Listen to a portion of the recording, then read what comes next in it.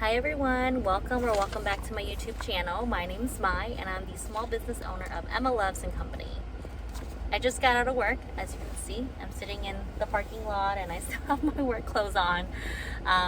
But I decided to just sit in my car and film a video and talk about scams.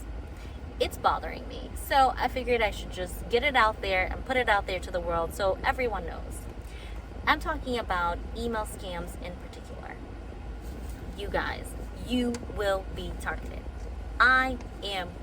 Will and was targeted. I have a Shopify account and my contact information is out there to the world. It's out there to the public, and scammers will see my email contact. They'll see that I have a website. They'll see that I have a small business. And yes, they will try to reach out to you. And yes, they will try to scam you.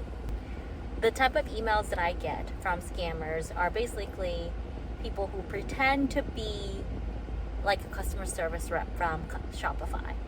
They'll say something like, oh, click on this link. Your account has holes in it. Like, be vigilant. Don't click on any links. Look at who is sending you the email. So the scammer has a Shopify logo. It looks like it's coming from Shopify. It looks legit. But when you click on the email address, it's a Gmail account.